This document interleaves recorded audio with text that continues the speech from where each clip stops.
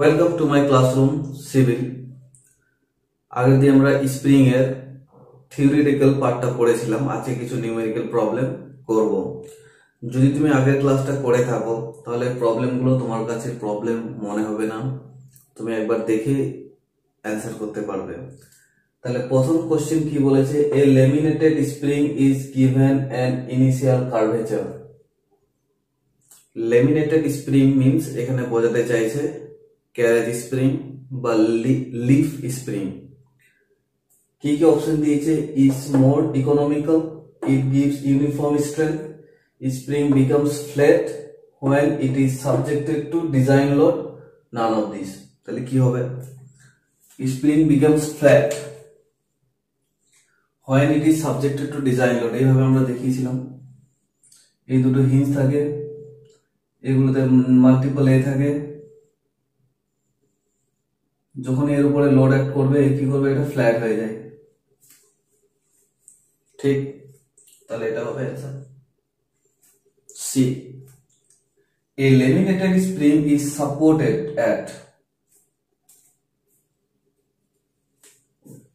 ends and loaded at center। Support কোথায় থাকে,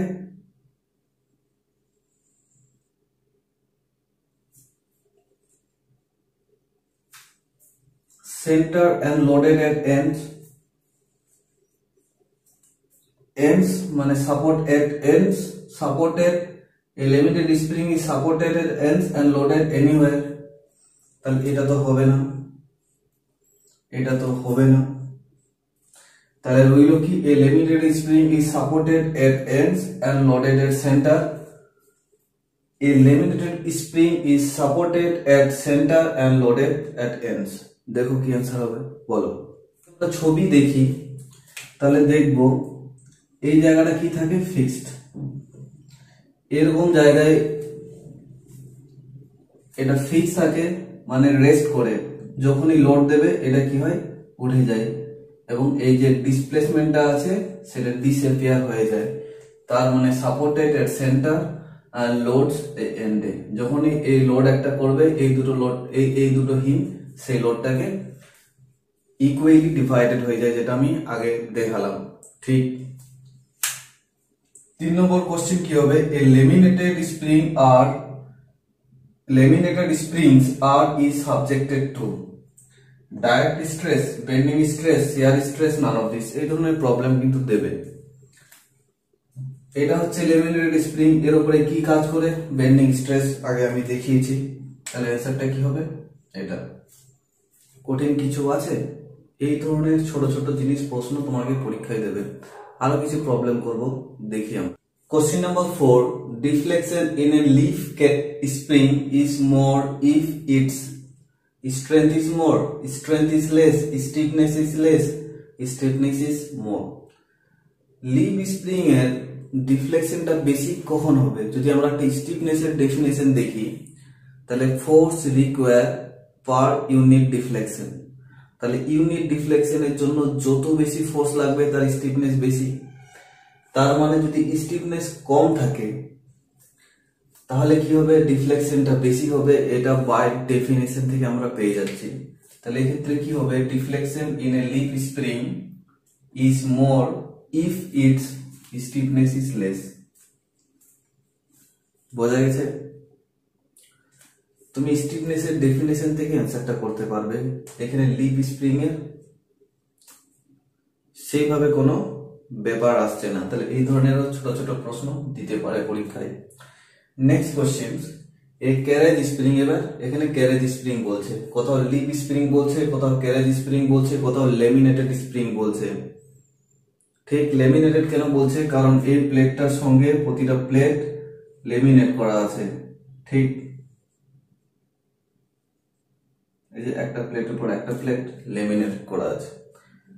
এখানে কি বলেছে, a carriage spring of span L consist of n plates each of thickness T and width B। If the spring carries a load W is modulus of elasticity, then the central deflection of the spring। ঠিক, আমরা solve করব বা direct আমরা direct solve করব বা আমরা establish করব।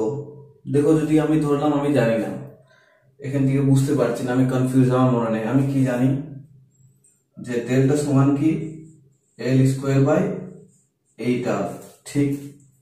তাহলে ই বাই আর সমান কি, ই বাই আর সমান কি সিগমা বাই ওয়াই। তাহলে আর এর মান আমি বের করব কি ই টি 2 সিগমা,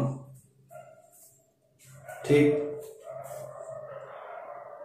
এম আমি কি জানি ওমেগা এল বাই 4, এটা আমি কি জানি sigma into Z, sigma Z মানে কি N B T square by 6। তাহলে এখান থেকে আমি সিগমা মান বের করব, সিগমা সমান কি 3 omega L by N B T square, এখানে 2। এই সাইড থেকে আমরা আসবো কি আর এর মানটা বের করব, আর সমান কত হবে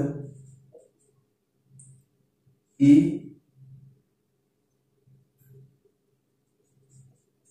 টু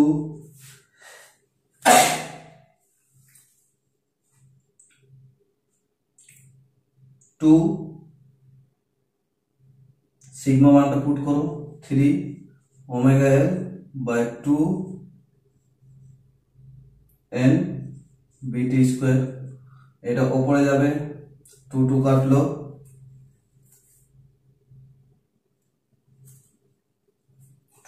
তাহলে কি হবে E N B T to the power Q by omega এল।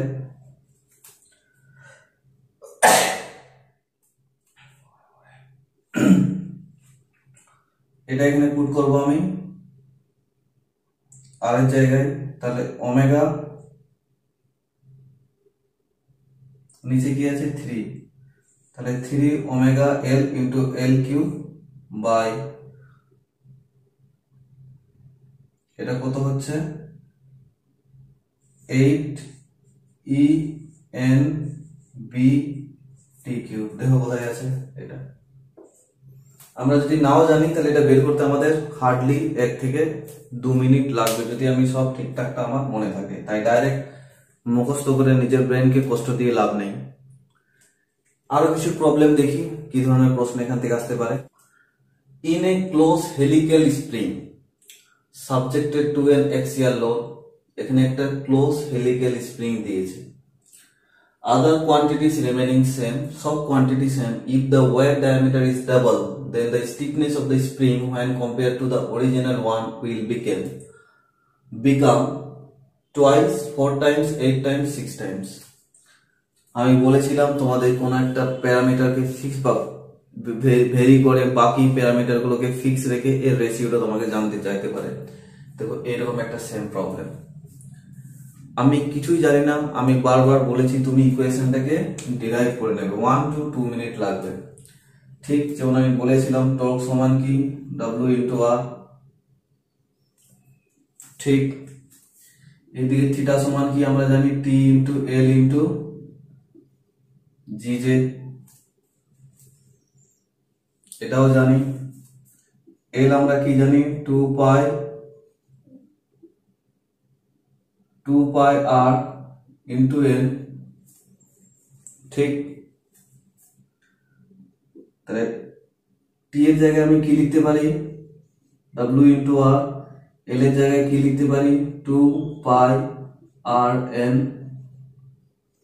জি জি থাকবে অথবা সি তুমি লিখতে পারো, এটা কত হবে pi D to the power 4 by 32, ঠিক। 32 ইন্টু 2 64, ঠিক। W পাই পাই কেটে গেল, N R square by G D to the power 4।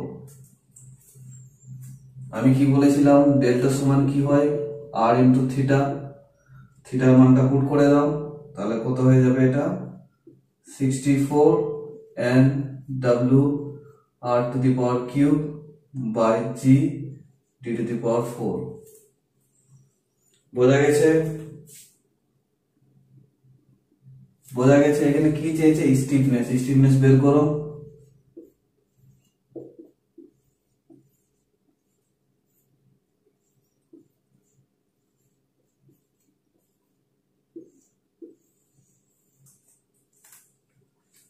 বোঝা গেছে? এটা হলো তার স্টিফনেস। সব বলেছে, সবই ফিক্স, শুধুমাত্র ডায়ামিটারটা চেঞ্জ করছে। তাহলে stiffness varies as proportional to D to the power 4। ঠিক?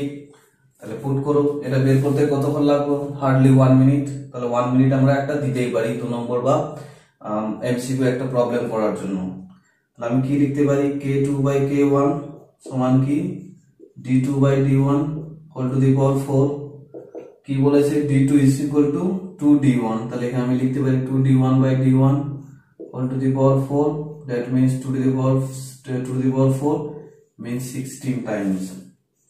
তাহলে k2 হচ্ছে 16 টাইম অফ k1। এরকম প্রবলেম দিলে কিভাবে ডেরিভেশনটা আমরা করেছিলাম সেটা করবে, তারপরে জাস্ট ডেটাগুলো পুট করে দেবে, তুমি অ্যান্সার পেয়ে যাবে। কোনো কঠিন নয়। আরো কিছু প্রবলেম করে দেখি। যেটা আমি যখন হেলিক্যাল স্প্রিং পড়াই, বিশেষ করে ক্লোজলি হেলিক্যাল স্প্রিং বা ক্লোজ টাইপ হেলিক্যাল স্প্রিং, সেক্ষেত্রে আমরা বলেছিলাম যে একটা অ্যাক্সিয়াল ফোর্স দিচ্ছি, সেই করসপন্ডিং একটা টরশন জেনারেট হচ্ছে। এই দুটো প্রশ্ন কিন্তু খুবই ইম্পর্টেন্ট প্রশ্ন এবং খুবই কনফিউজিং প্রশ্ন ছেলেদের কাছে। একটা জিনিস ক্লিয়ার, যে স্প্রিং আছে তার মধ্যে টরশনাল ফোর্স জেনারেট হয় ডিউ টু অ্যাক্সিয়াল ফোর্সের জন্য। এই যে আমরা যদি মনে করে দেখি, এই যে এটা ছিল, এর উপরে যখন আমি একটা ফোর্স দেবো, এ কি করবে? এর মধ্যে একটা টরশন জেনারেট হবে।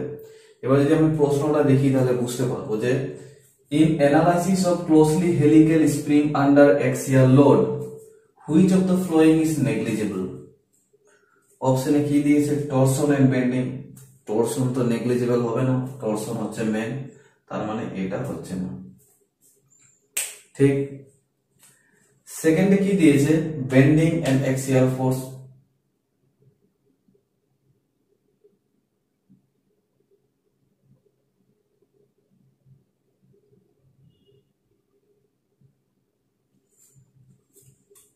তাহলে এর মধ্যে কি বেন্ডিং এবং অ্যাক্সিয়াল ফোর্স এটা হতে পারে। টরশন এন্ড অ্যাক্সিয়াল ফোর্স হবে না। অ্যাক্সিয়াল এন্ড বেন্ডিং ফোর্স এটাও একই দিয়ে দিয়েছে, এটা অ্যাকচুয়ালি তুমি দাও এখানে টরশন দিয়ে দাও, তাহলে এটাও হবে না। তাহলে ক্ষেত্রে বেন্ডিং এবং অ্যাক্সিয়াল ফোর্সটা হচ্ছে নেগলিজিবল। সেম কোশ্চেনটা যদি এইভাবে তোমাকে দেয় যে in a analysis of closely helical spring under axial load which of the following is considered. এক দিয়েছে bending force, axial force, torsional force ও শিয়ার ফোর্স। চোখ কান বন্ধ করে কি হবে? টরশনাল। বি কেয়ারফুল এটাতে। এমন যদি অপশন দিত যে হুইচ ওয়ান ইজ টেকেন, এই একই প্রশ্ন দিয়ে দিল, এখানে তোমাকে দিল অ্যাক্সিয়াল, এটার সঙ্গে দিয়ে দিল বেন্ডিং, এটার সঙ্গে দিল অ্যাক্সিয়াল, এটার সঙ্গে দিল বেন্ডিং, এই দুটো করে অপশন দিয়েছে। সেক্ষেত্রে তোমার এই কম্বিনেশনটা তুমি নিতে পারো, টরশন এন্ড অ্যাক্সিয়াল। আশা করি এর বাইরে প্রশ্ন তোমাদেরকে দেবে না। এই যা করেছি তার মধ্যে কিছু প্রবলেম আমি সলভ করে দিয়েছি, এগুলো আশা করি তোমাদেরকে হেল্প করবে। পরের ক্লাসে আমরা কলাম পড়াবো। ঠিক। আরো ভিডিও পেতে গেলে চ্যানেলটাকে সাবস্ক্রাইব, শেয়ার এবং বন্ধুদের মধ্যে এটাকে ছড়িয়ে দাও।